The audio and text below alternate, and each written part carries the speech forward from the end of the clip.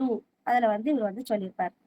அடுத்து பார்த்தீங்கன்னா, இன்னொன்னு 1 ஜீன் 1 ஜீன்ன்றது இந்த இடத்துல நம்ம வந்து சிஸ்டான் அப்படின்றத சொல்றாங்க. 1 ஜீன் 1 பாலிபெப்டைட் ஹைப்போதீசிஸ் அப்படின்றத சொன்னது யாருன்னு பார்த்தீங்கன்னா, ப்ரப்போஸ் பண்ணது யாருன்னு பார்த்தீங்கன்னா, யானோவ்ஸ்கி 1965. நெக்ஸ்ட் பார்த்தீங்கன்னா, gene concept was given by Sutton. Gene கான்செப்ட சொன்னது யாரு அப்படின்னு கேட்டாங்கன்னா, சட்டன் அப்படின்றத சொல்றேன். நெக்ஸ்ட் பார்த்தீங்கன்னா, நெறைய திரும்பவும் பார்த்தீங்கன்னா, அந்த ஒவ்வொரு கான்செப்ட் நம்ம ஜீனுக்கு பார்த்த மாரி, அது நெறைய சயின்டிஸ்ட் அதெல்லாம் குடுத்துருக்காங்க. ஒவ்வொரு இயர்ஸோட தனித்தனியாவே நம்மளுக்கு குடுத்துருக்காங்க.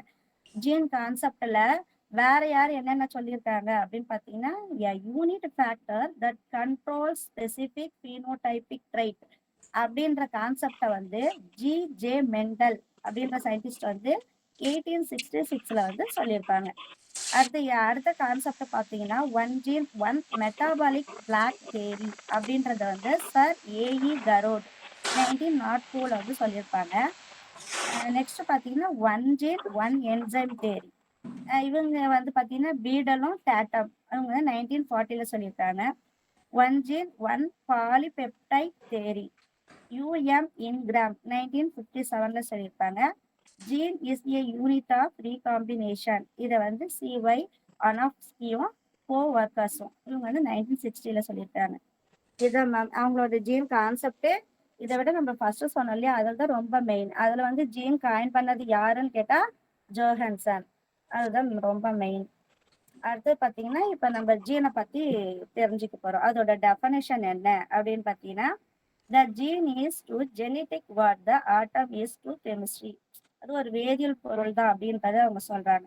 த gene is the unit of genetic information that controls a specific aspect of the phenotype. பினோடைப்னா உங்களுக்கு தெரிஞ்சிருக்கும் இல்லையா, மாலிகுல். அது ஒரு டிஎன்ஏ மாலிகுல் தான். நம்ம சொன்னோம் இல்லையா, குரோமோசோம்ல ஒரு பகுதி தான் அந்த டிஎன்ஏ. அந்த டிஎன்ஏல ஒரு சின்ன ஒரு பாட்டு தான் நம்ம என்ன சொல்றோம்னா இந்த ஜீன் அப்படின்னு சொல்றோம். நெக்ஸ்ட் பார்த்தீங்கன்னா, டிஹெச் மார்கன் வந்து என்ன ப்ரப்போஸ் பண்ணி ஜீன் தியரி பத்தி சொல்லியிருக்காரு அப்படின்னா, chromosome are bearer of hereditary units and each chromosome carries 100 or thousands of genes. குரோமோசோம்ல வந்து எப்படி இருக்கும் ஹெரிடிட்டரியோட அந்த அழகு வந்து எப்படி இருக்கும் குரோமோசோம்ல அப்படின்னு சொல்றாங்கன்னா, 100ல இருந்து thousands ஆஃப் ஜீன்ஸ் வரைக்கும் அதுல இருக்கலாம் அப்படின்றத சொல்றாங்க. The genes arranged on the chromosome in the linear order and on the special region or locus. Locusனா என்ன சொல்றாங்க, ஏதோ ஒரு குறிப்பிட்ட அந்த குரோமோசோம்ல வந்து ஏதோ ஒரு குறிப்பிட்ட இடத்துல வந்து இந்த ஜீன்லாம் வந்து லொக்கேட் ஆயிருக்கும். அதை தான் நம்ம இங்க வந்து லோகஸ் அப்படின்றத சொல்றாங்க. ஒரு குறிப்பிட்ட இடத்துல ஒத்திசைவு குரோமோசோம்கள்ல ஒரு குறிப்பிட்ட இடத்துல அமைஞ்சிருக்கிறதுக்கு பேர் தான் நம்ம என்னன்னு சொல்றோம்னா லோகஸ். அதுதான் சொல்றாங்க. நெக்ஸ்ட் பாருங்க, gene are both the basic functional unit and the smallest genetic structural unit அப்படின்றத சொல்றோம். என்ன ஜீனை வந்து நம்ம பேசிக் ஃபங்க்ஷனலையும் சொல்றாங்க, ஸ்மாலஸ்ட் ஜெனட்டிக் ஸ்ட்ரக்சரல் யூனிட்னும் அதை நம்ம ஏற்கனவே சொல்றோம் இல்லையா. இதை பார்த்தீங்கன்னா 1940ல இந்த gene was considered as the basic unit of genetic information as defined by following criteria. என்ன மெயினா அதுல சொல்ல வராங்கன்னா, த யூனிட் ஃபங்க்ஷன் இதை வந்து என்ன பண்ணுதுன்னா, controlling the inheritance of the one character or phenotypic attribute. இது வந்து இந்த கேரக்டரை வந்து இதுதான் வந்து கண்ட்ரோல் பண்றது இதோட வேலை அப்படின்னு சொல்றாங்க. அதே மாதிரி பினோடைபிக் அட்ரிபியூட். பினோடைபிக்னா அதுல வந்து என்னென்ன நடக்கும்ன்றது தான் அவங்க வந்து சொல்றாங்க. அந்த அதோட கேரக்டர் அது வந்து வெளிப்படுத்தக்கூடியதா இருக்கும். அந்த பிசிக்கல் அப்பியரன்ஸ் வந்து அது வெளிப்படுத்தக்கூடியதா இருக்கும் அப்படின்றது சொல்றாங்க. And by recombination and by mutation. ரீகாம்பினேஷன்னா உங்களுக்கு தெரியும், மறுகூட்டிணைவு அப்படின்னு நம்ம சொல்லுவோம். அதாவது ஒரு கிராஸ் ஓவரனால ஏற்படக்கூடிய ஒரு புதிய ஒரு பண்பு தான் அப்படின்றது அந்த ரீகாம்பினேஷன்ல நம்ம சொல்லலாம். அதே திரும்ப கொடுத்துருப்பாங்க நிறைய. அதே மாதிரி மியூட்டேஷன் பார்த்தீங்கன்னா சடுதி மாற்றம் அப்படின்னு சொல்லுவோம் தமிழ்ல சொன்னதா.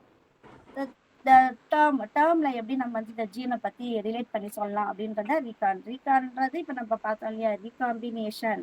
அதுதான் ரீகான்றத நம்ம ஷார்ட் ஃபார்ம்ல கொடுத்துருக்காங்க. It is the smallest unit of DNA capable of undergoing crossing over and recombination. இந்த ரீகாம்பினேஷன்னாலே ரெக்கார்ட் தான். அப்போ ரெக்கார்ட்னா என்ன சொல்றாங்கன்னா, குறுக்கேற்றத்தின் விளைவால உருவாகக்கூடிய ஒரு புதிய பண்புகள் அப்படின்றதுதான் இந்த ரெக்கார்ட். இது ஒரு சின்ன ஒரு யூனிட் தான். சின்ன ஸ்மால் பார்ட் அப்படின்னு நம்ம சொல்லலாம். இந்த ரெக்கார்ட் இருக்கிறதுலயே இந்த ரெக்கார்ட் தான் பாத்தீங்கன்னா மத்ததை விட, அதாவது சிஸ்ட்ரான், நியூட்டான் இதெல்லாம் விட பாத்தீங்கன்னா வெரி ஸ்மாலஸ்ட் அப்படின்னு சொன்னாக்கா, ஸ்மாலஸ்ட் யூனிட்னு சொன்னாக்கா அது ரெக்கார்டை தான் குறிக்கும்.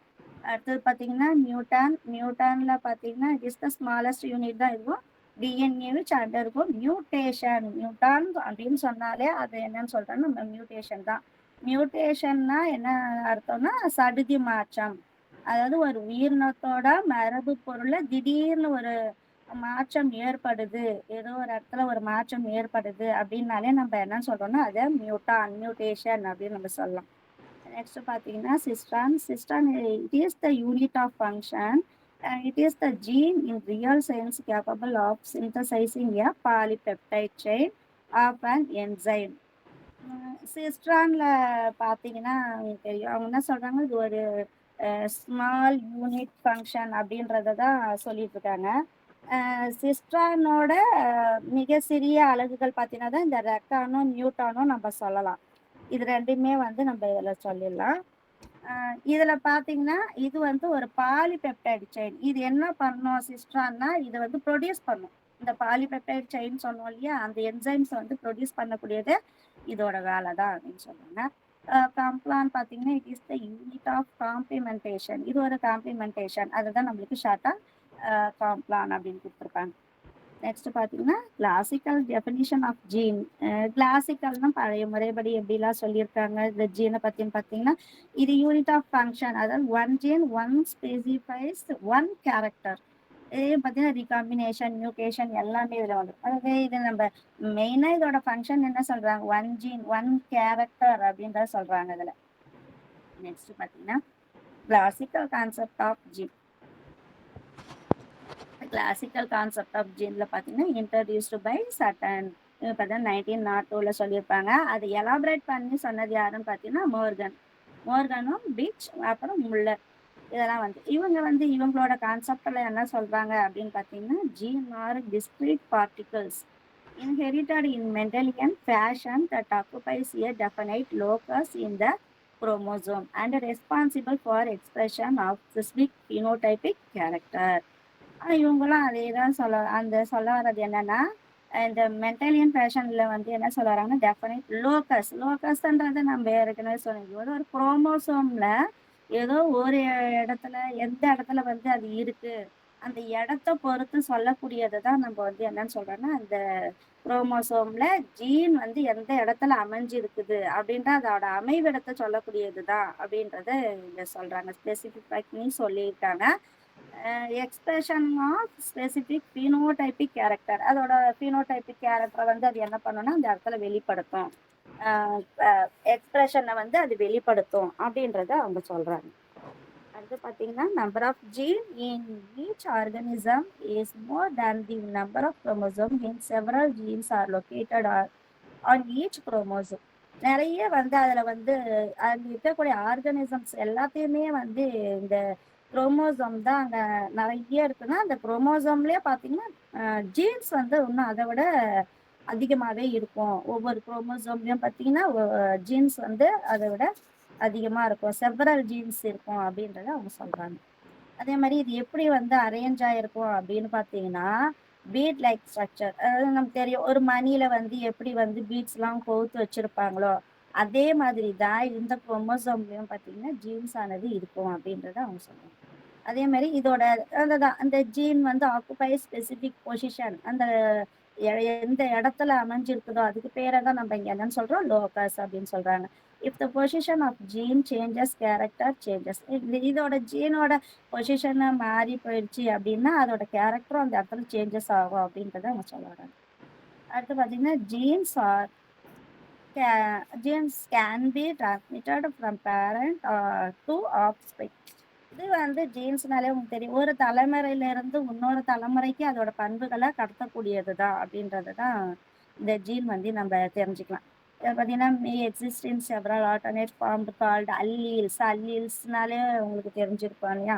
அல்லீல்ஸ்ன்றது என்ன சொல்ல வராங்க அவங்க அப்படின்னு பார்த்தீங்கன்னா, two form of a gene அப்படின்னு சொல்றாங்க. அல்லீல்ஸ்ன்றது two form of a gene. Genes are capable of combined together or can be replicated during a cell division. அதே மாதிரி செல் டிவிஷனுக்கும் வந்து இது ரெப்ளிகேட் பண்றதுக்கு எல்லாத்துக்குமே வந்து இந்த ஜீன்றது தான் நம்மளுக்கு இங்கே யூஸ் ஆகுது அப்படின்னு சொல்றாங்க. Genes may under for sudden changes in position and composition called mutation. மியூட்டேஷன்னாலும் இதே தான். உங்களுக்கு அந்த ஜீனோட மாற்றத்துல ஏதோ ஒரு ஏற்படுது, ஒரு உயிரினத்தோட மரபு பொருள்ல ஏதோ ஒரு மாற்றம் ஏற்படுது அப்படின்னா அது வந்து நம்ம வந்து மியூட்டேஷன். எதனா ஒண்ணு கண்டிப்பா அதுல வந்து சடனா வந்து ஒரு சேஞ்சஸ் நடக்கும். அந்த சேஞ்சஸ் நடந்துச்சு அப்படின்னா அந்த காம்போசிஷனுக்கு பேர் என்ன சொல்றாங்கன்னா மியூட்டேஷன் அப்படின்றத சொல்றாங்க. Genes are capable of self duplication producing their own exact copies. அதே மாதிரி அதுல இருக்கக்கூடிய ஜீன் மாதிரியே இன்னொரு டூப்ளிகேஷன் வந்து அங்க ப்ரொடியூஸ் பண்றதுனால எக்ஸாக்ட் காப்பீஸ் வந்து அங்க கிடைக்கும் அப்படின்னு சொல்றாங்க. நெக்ஸ்ட் பார்த்தீங்கன்னா modern definition of gene.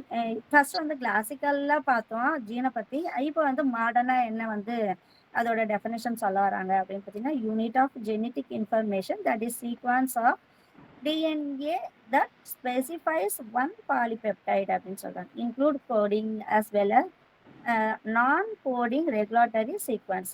கோடிங்கும் non-coding regulatory sequence அப்படின்றத சொல்றாங்க. டிஎன்ஏவோட ஸ்பெசிஃபிக் பார்ட்ல இருந்து வரக்கூடியதான் அந்த பாலிபெப்டைட் செயின் அப்படின்னு. இப்போ பார்த்தீங்கன்னா உங்களுக்கு அந்த பிக்சரை பார்த்தீங்கன்னா தெரியும். குரோமோசோம்ல ஒரு பகுதியில இருந்து மட்டும் நம்மளுக்கு டிஎன்ஏவை எடுத்து காமிச்சிருக்காங்க.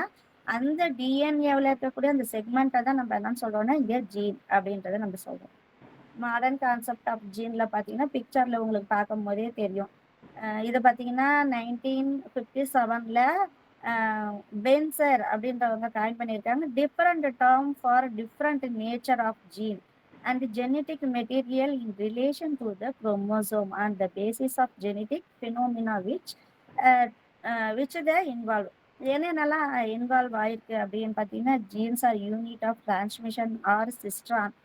இவங்க வந்து அதில் நம்ம ஏற்கனவே சொல்லியிருந்தோம் இல்லையா, சிஸ்ட்ரான் வந்து பாலிபெப்டைட் செயினை வந்து அங்கே ப்ரொடியூஸ் பண்ணுது அப்படின்னு சொல்லிட்டு. அப்போ இது வந்து டிரான்ஸ்மிஷனுக்கு வந்து இங்கே ஹெல்ப் பண்ணுது. அதே மாதிரி genes are unit of recombination or Recon.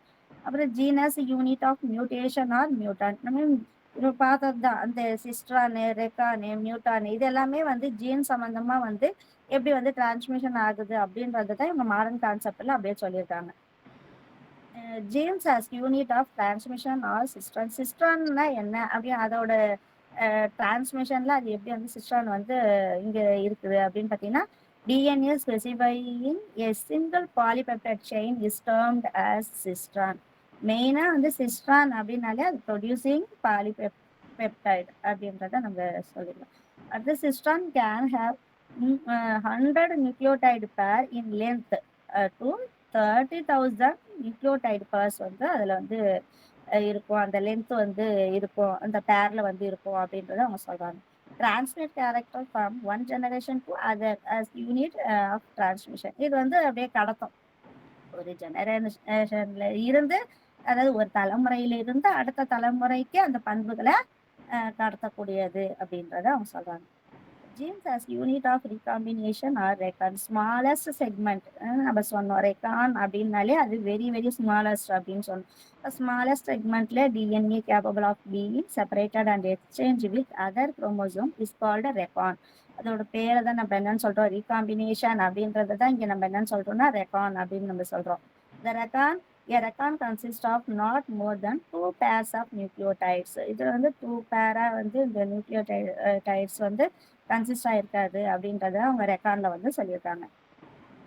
Next பார்த்தீங்கன்னா அது வந்து டபுள் ஸ்ட்ரக்சர் அந்த இது வந்து அதாவது ரெக்கார்ட்ல பார்த்தீங்கன்னா கிராசிங் ஓவர் நடக்கும். அதுதான் வந்து இவங்க சொல்ல வராங்க.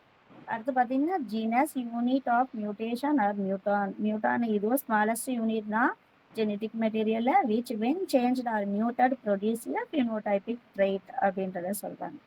பினோடைபிக் இந்த ட்ரைட்னா அது வந்து ஒரு கேரக்டர் தான், அதோட கேரக்டர் தான் நம்ம வந்து இங்க என்ன சொல்றோம் ட்ரைட்னு சொல்றோம்.